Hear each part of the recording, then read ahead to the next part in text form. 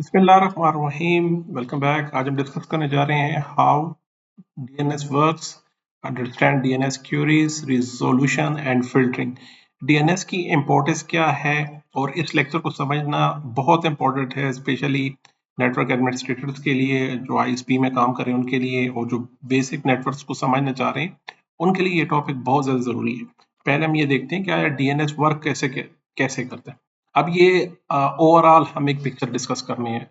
ये इसमें अब जो मोटी मोटी बातें हम वो डिस्कस करने जा रहे हैं। देखिए, आपके पास लेजिटिमेट क्लाइंट का जो भी डीएनएस है, पहली रिक्वेस्ट उसके पास जाती है। यहाँ पे 1 लिखा हुआ है। सबसे पहले उसने एक रिक्वेस्ट की, उस लेट से हम कह देते हैं आपने रिक्वेस्ट की यहाँ पे www.yahoo.com।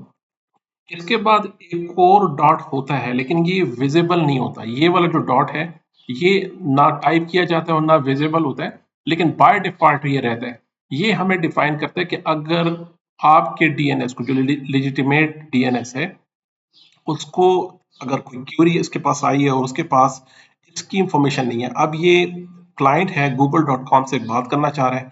अब डीएनएस होता है एक फोन डायरेक्टरी की तरह, जहां पे आपका मोबाइल नंबर को कॉल करता है, लेकिन सबके नंबर याद करना मुश्किल हो जाते हैं, तो हम उनको नाम के साथ सेव कर लेते हैं। हम यहाँ पर रख लेते हैं नेम, और उसके साथ अल्टरनेटिवली उसका फोन नंबर होता है। यहाँ पर हमारे पास जो फोन नंबर होगा इसके साथ, तो इसी तरह डीएनएस भी सेम वैसे ही काम करते हैं। दुनिया की बहुत सारी वेबसाइट्स हैं, सबकी आईपीस तो डेफिनेटली एक ह्यूमन बीइंग के लिए याद करना मुश्किल है, लेकिन आपका कंप्यूटर सिर्फ आईपीस को ही समझता है। उन्हें google.com, yahoo.com की कोई समझ नहीं आती। और मैं भी आपको प्रैक्टिकली भी बताऊंगा कि एक्चुअली जो आपका वेब ब्राउजर पे जो वेब पेज ओपन हो रहा है, वो भी इनफैक्ट आईपी, जो उसकी कंसर्न आईपी है, उसी से वो वेब पेज ओपन हो रहा है। तो वो पूछ रहे हैं जनाब इसको ट्रांसलेट कर लें। अब ये डायरेक्टरी सिस्टम है, डीएनएस हमारे पास डोमेन नेम सिस्टम। आपका जो भी आपके सिस्टम पर जो डीएनएस मेंशन है, ये क्यूरी, उससे पहले एक फाइल होती है, होस्ट फाइल, उससे पूछता है। वो हम अगले स्लाइड में डिस्कस करते हैं। उसके बाद लेजिटिमेट आपका डीएनएस उससे पूछता है। इसके पास डेफिनेटली अथॉरिटेटिव डीएनएस है नहीं, उसको इसकी इंफॉर्मेशन नहीं है याहू की, तो वो सबसे पहले रूट पे चला जाएगा। यहाँ पे रूट सर्वर्स हैं। इस वक्त दुनिया में राउंड अराउंड 13 रूट सर्वर्स हैं, और उसको तकरीबन 12 ऑर्गेनाइजेशन उससे मैनेज कर रही हैं सारी वर्ल्ड वाइड। ये हमारे पास जो डिप्लॉय हुए पड़े हैं, वो रूट सर्वर 13 है। ये रूट सर्वर के पास जाएगी इंफॉर्मेशन। उसके बाद root server top level domains जो हैं, टीएलडीज हैं। अब डॉट कॉम है, वो मुझे सबकी तो इंफॉर्मेशन नहीं है, लेकिन हाँ, डॉट कॉम का मुझे पता है। वो आपको यहाँ पे 3 नंबर पे रिप्लाई देगा कि हाँ, आप डॉट कॉम से बात कर लें। इससे 3 नंबर पे डॉट कॉम की इंफॉर्मेशन दे दी कि ये सर्वर्स कहाँ पड़े। वो यहाँ पे 4 पे टीएलडी के पास चला जाएगा कि मुझे याहू की इंफॉर्मेशन चाहिए। वो कहेंगे हाँ बिल्कुल मेरे पास याहू की इंफॉर्मेशन है, वो हमारे पास दूसरे सर्वर पे है। वो उस जहाँ पे डीएनएस पे याहू की इंफॉर्मेशन पड़ी है, वो उसे यहाँ पे रिप्लाई दे देगा। फिर ये उससे रिक्वेस्ट करके जी मुझे याहू की आईपी चाहिए, आप मुझे आईपी प्रोवाइड कर दें। तो उसके रिप्लाई में वो yahoo.com की आईपी से दे देगा, और ये 8 नंबर पे आपका क्लाइंट को ये आईपी मिल जाएगी, और अब जाके आपका क्लाइंट उससे बात करेगा। अभी हम कमांड लाइन पे देख लेते हैं। हम कह रहे हैं कि आप ये बताएं ns लुकअप करें yahoo.com। तो yahoo.com से देखें, सबसे पहले हमारे पास इंफॉर्मेशन वो पूछ रहा है कि मेरे सिस्टम पे जो डीएनएस लगा वो है गूगल का। उसने गूगल से पूछा, और गूगल ने आगे मुख्तलिफ अपने जो डीएनएस किया, तो उसके पास डेफिनेटली कैशे इंफॉर्मेशन, उसके पास कैशे की होगी, वहां से दे दी है। अगर वहां से नहीं है, तो उसने आगे टीएलडी से, टॉप लेवल डोमेन से पता करके आपको आईपी प्रोवाइड कर दी कि आप जो याहू यूज कर सकते हैं, इन सारी आईपी पे आप याहू को एक्सेस कर सकते हैं, इन सारी आईपी पे। ट्राई कर लेते हैं। मैं कोई एक आईपी यहाँ से ले लेता हूँ। मैं कहता हूँ यार ये आईपी, हमने राइट क्लिक किया, कॉपी हो जाते हैं। फिर हम यहाँ पे आके इस आईपी को यहाँ पे मैंने पेस्ट कर दिया। अब देखिए यहाँ पे कौन सा आ रहा है। यहाँ पे मेरे पास याहू का पेज आ गया। अब हम याहू को एक्सेस कर सकते हैं, और इनफैक्ट जो वेब ब्राउजिंग होती है वो आईपी ही बैक एंड पे ट्रांसलेशन हो रही होती है।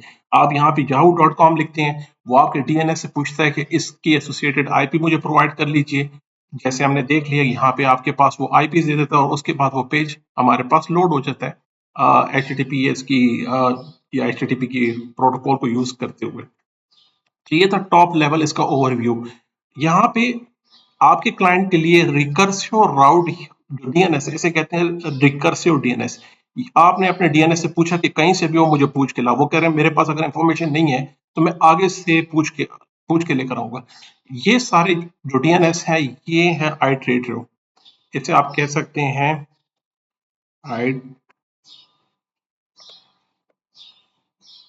Iterative DNS. ये सारे आइट्रेटिव डीएनएस हैं। ये क्या आपके अगर इसके पास इंफॉर्मेशन होगी तो वो आपको प्रोवाइड कर देगा, नहीं होगी तो कहेगा मेरे पास तो इंफॉर्मेशन नहीं है, यहीं पे वो रिजॉल्व हो जाएगी, उसको डिनाई कर देगा। लेकिन वो कह रहा है कि जी मेरे पास टॉप लेवल की इंफॉर्मेशन तो है, वो आपको प्रोवाइड कर देगा। उसने आगे दूसरे सिस्टम, यहाँ पे ये आइट्रेटिव डीएनएस, ये भी आइट्रेटिव डीएनएस, ये भी आइट्रेटिव, और ये मेरे लिए यहाँ पर रिकर्सिव है, इसी ने इसको रिप्लाई रिजॉल्व करके देना है। कह रहे हैं आप मेरे लिए आइट्रेटिव रिजर्व डीएनएस बन जाए कि मुझे कहीं से भी वो पता करके ला दीजिए, मैंने गूगल से बात करनी है, फिर वो ओरिजिनल जो अथॉरिटेटिव आपका जो वेब सर्वर है वहां जाके वो उससे कंसर्न कर लेते हैं। अब देखते हैं अपने एक्चुअल एनवायरनमेंट में ये किस तरह काम करते हैं। सबसे पहले आपने गूगल पे अगर जाना है तो वो आपकी लोकल सिस्टम की एक लोकल फाइल है, वो फाइल का सबसे पहले यहाँ चेक होगा। देखिए बहुत ही सिक्योरिटी एस्पेक्ट से इंपॉर्टेंट पॉइंट है, इसे समझना जरूरी है। आपके सिस्टम पे जो डीएनएस रेलेवेंट होस्ट फाइल है सबसे पहले उसे चेक किया जाएगा कि आपने जो भी वेबसाइट की रिक्वेस्ट की है, गूगल, याहू, फेसबुक, यूट्यूब, जो भी आप पूछ रहे हैं, वो सबसे पहले होस्ट फाइल से पूछेगा। अब होस्ट फाइल कहाँ होती है वो देख लेते हैं। वो जाते हैं, आपने सिस्टम पे जाएं, सी ड्राइव पे जाएं, यहाँ पे विंडोज में जाएं, यहाँ पे सिस्टम 32 में जाना है, यहाँ पे सिस्टम 32, यहाँ पे आपने ड्राइवर्स और उसके बाद ETC, और उसके बाद ये फाइल बहुत इंपॉर्टेंट है, आपने इसका बहुत ख्याल रखना है। मैंने इसकी परमिशन अभी चेंज कर दी है, राइट क्लिक करके, क्योंकि मैंने आपको डेमोस्ट्रेशन के पर्पस के लिए मैंने इसकी परमिशन चेंज कर ली है। इसे चेंज करने की परमिशन बाय डिफॉल्ट नहीं होती सिस्टम में, आपको इसकी परमिशन चेंज करनी होगी राइट क्लिक करके और प्रॉपर्टीज में जाके, और यहाँ सिक्योरिटी से इसकी आप परमिशन चेंज कर दें, उसके बाद आप इसमें चेंजेस कर सकते हैं। वो आपको वार्निंग भी देगा कि ये आपका अपना कंसर्न है कि आप अगर इस फाइल को चेंज करना चाहते हैं कुछ। तो सबसे पहले जब भी डीएनएस की कोई क्वेरी होती है तो वो आपकी इस होस्ट फाइल में चेक करेगा कि आया वो फाइल यहाँ पे मौजूद है कि नहीं।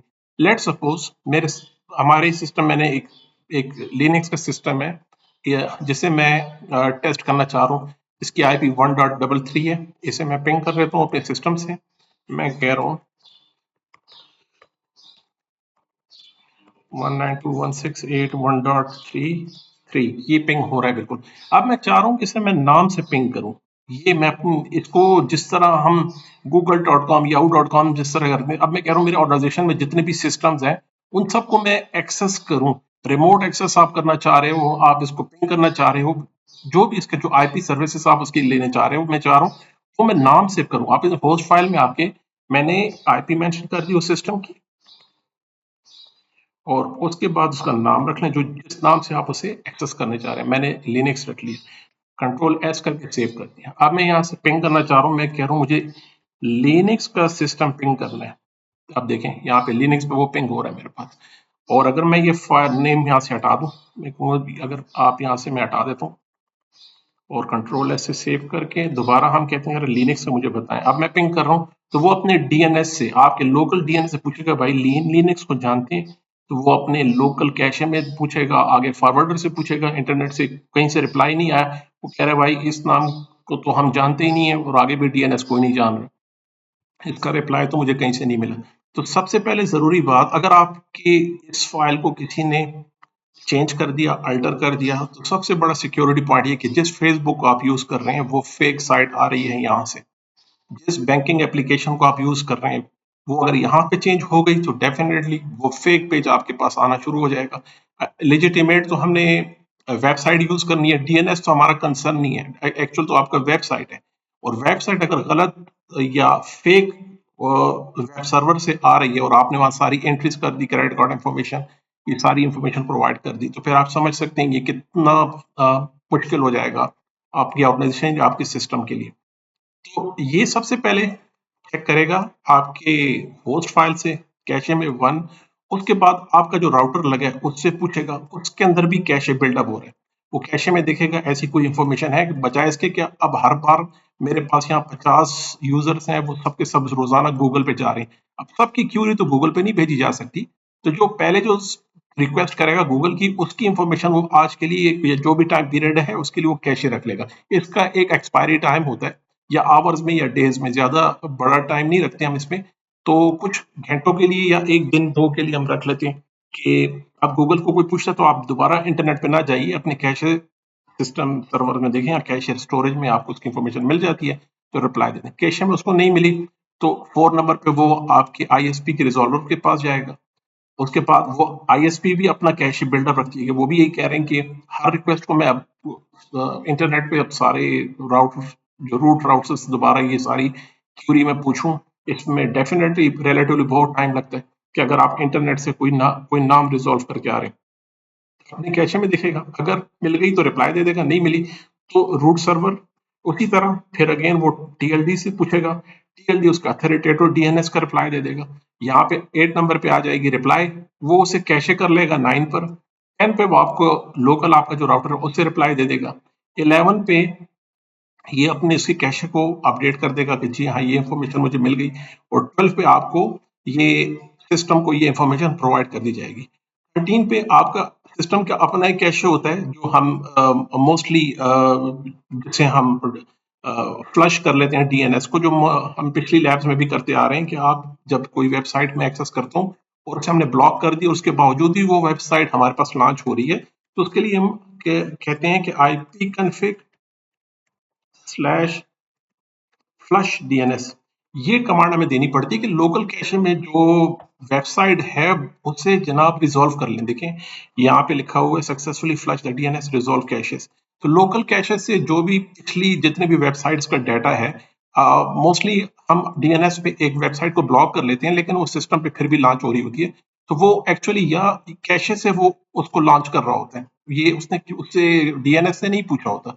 इसी तरह डीएनएस ने भी अगर कैशे में पहले से रिजॉल्व यहाँ पे रखी हुई है, तो उसे फॉरवर्डर में हमने उसे ब्लॉक कर भी दिया होता, तो अक्सर उसे कैशे से यहाँ से उसको रिप्लाई दे रहा होता कैशे से।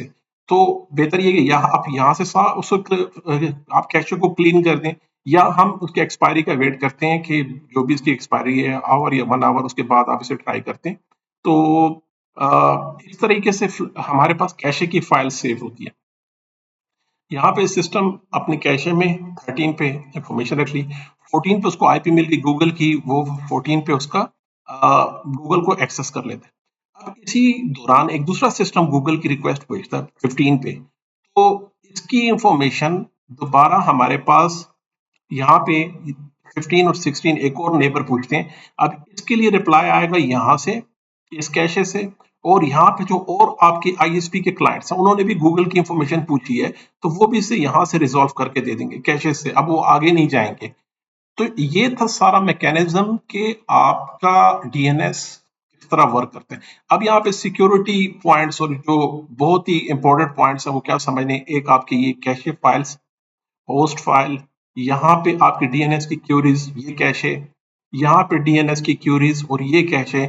अगर ये पॉइजनस हो गया, ये पॉइजनस हो गया, और अगर लेट सपोज यहाँ पे आपका google.com है, लेट सपोज इमेजिन कीजिए वो अथॉरिटेटिव डीएनएस कंप्रोमाइज हो गया और किसी ने डीएन google.com की बजाय अपना कोई फेक google.com का पेज लॉन्च कर दिया, तो अब आपके साथ लाखों नहीं करोड़ों लोग इन्फेक्ट हो गए। इसके बाद लाखों नहीं करोड़ों लोग, अगर यहाँ पे बॉटनेट आपने डिप्लॉय कर दिया, यहाँ पे अब आपकी मर्जी जिस तरह का मालवेयर आप डिप्लॉय करना चाह रहे हैं, रैंसमवेयर करना चाह रहे हैं, फिशिंग वेबसाइट पे आप डिप्लॉय करना चाह रहे हैं, अगर डीएनएस कहीं से भी कंप्रोमाइज हो गए, किसी भी पॉइंट से कंप्रोमाइज हो गया, मैं सारे पॉइंट्स मेंशन कर रहा हूँ, डीएनएस कहीं पे भी कंप्रोमाइज हो गया, तो आपका जो ये google.com का जो पेज आ रहा है जहाँ पे आपने अपनी सारी इंफॉर्मेशन, पेमेंट इंफॉर्मेशन, आपकी क्रेडेंशियल्स, आपकी पीआईआई इंफॉर्मेशन, पर्सनली आइडेंटिफाइबल इंफॉर्मेशन, ये सब की सब वहाँ पे कंप्रोमाइज हो गई एक ही मिनट में सब। और ये वजह क्या थी कि हमारे डीएनएस को प्रॉपरली सिक्योर नहीं किया गया। अब डीएनएस फिल्टरिंग क्या है, सिंपल देखें, आपके पास क्यूरी है, हम डीएनएस से कहते हैं कि यार ये मेरे पास एक लिस्ट है, इसे अलाउ, और इसे सिंपली डिनाई, इस पे रिक्वेस्ट जाए ही ना, इसे हम कहते हैं सिंक होल। कि इस तरह की कोई कैटेगरी आती है ब्लॉक लिस्ट में, तो उसके रिप्लाई में आप 00 भेज दें, कोई भी फेक आईपी एड्रेस भेज दें जिसके ऊपर वो पेज ओपन ही ना हो उसका, वहां पे हमने इसको ब्लॉक कर दिया। जिस तरह मोस्टली हम मालवेयर से रिलेटेड पेजेस को ब्लॉक कर रहे हैं, हम एडवेयर्स के पेजेस को ब्लॉक कर रहे हैं, हम इसी तरह प्रोनोग्राफी के पेजेस को ब्लॉक कर रहे हैं, मुख्तलिफ कैटेगरी से गेमिंग को ब्लॉक कर देते हैं। तो ये हमारे पास फिल्टरिंग अप्लाई हो जाती है इसमें। यहाँ पे एक चीज मैं बताना चाह रहा हूँ, आपका डीएनएस है, लेट सपोज आपने अपना डीएनएस, यहाँ लेट सपोज हम अपने पाई होल को डिप्लॉय करने जा रहे हैं अपने लेक्चर में आगे। ये आपके पास पाई होल के पास इंफॉर्मेशन आएगी, तो अब इसमें दो रोल है, या तो ये फॉरवर्डर का काम देगा, ये है, या तो ये फॉरवर्डर काम देगा, या ये आपको रिकर्सिव का की डिप्लॉयमेंट आपने की। दो ऑप्शन है आपके पास, या ये फॉरवर्डर होगा या रिकर्सिव होगा।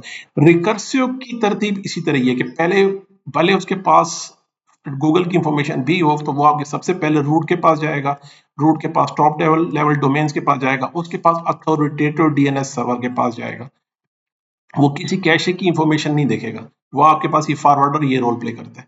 रिकर्सिव सॉरी रिकर्सिव में ये, फॉरवर्डर में ये कह रहा है कि यार मुझे नहीं पता, आगे जाके गूगल से पूछ लो। अगर गूगल के कैशे में है तो वहां से अप्लाई कर देगा, नहीं तो वो आगे से मालूमात करके ये इंफॉर्मेशन आपको प्रोवाइड कर देगा। तो फॉरवर्डर बाय डिफॉल्ट जो फॉरवर्डर ही होते हैं हमारे पास, जो आईएसपी के डीएनएस है वो भी फॉरवर्डर ही रखते हैं। रिकर्सिव डेफिनेटली टाइम लेते हैं, टाइम कंज्यूमिंग है। हर वेब पेज को इंटरनेट के सारे रूट्स डोमेन से शुरू होकर टीएलडी को एक्सेस करेंगे, फिर उसके बाद अथॉरिटेटिव। तो मोस्टली जो आपके पास रिप्लाई आते हैं वो अथॉरिटेटिव डीएनएस की तरफ से नहीं आते, वो आप यहाँ से भी देख सकते हैं। मैं यहाँ कह रहा हूँ एनएस लुकअप करें yahoo.com को लेट सपोज, तो आप यहाँ पे देख सकते हैं कि ये जो आंसर आया वो नॉन अथॉरिटेटिव डीएनएस की तरफ से आया है। ये याहू ने जो, अब यहाँ पे yahoo.com का पेज डिप्लॉय हुआ है जिस डीएनएस पे, ये रिप्लाई वहां से नहीं आया, ये या तो गूगल के कैशे से आया है, या आपके आईएसपी के कैशे से आया है, या आपके ऑलरेडी जो कैशे लोकल सिस्टम का कैशे है उधर से ये रिप्लाईज आ गए हैं। ये अभी डायरेक्ट एक्सेस नहीं किया गया, अथॉरिटेटिव नहीं है। लेकिन आईपी ठीक लग रही है, वेब पेज आपको ठीक लग रहा है, तो आप कहेंगे ये जी बिल्कुल याहू का पेज है, लेकिन नहीं भी हो सकता। हम इस पे आप, अब ये आपके अपने रिस्क पर है, क्या है आप इस पे पेमेंट्स की इंफॉर्मेशन या इस तरह की प्रोसीड करना चाह रही थी। उसमें डिजिटल सर्टिफिकेट वगैरह भी बेस्ट प्ले रोल प्ले करते हैं, इसको मेक श्योर करने के लिए कि जो जेन्युइन और एक्चुअल पेज है वो यहाँ पे लोड हो, लेकिन उससे भी अल्टर किया जा सकता है। There are number of ways to change the actual web pages.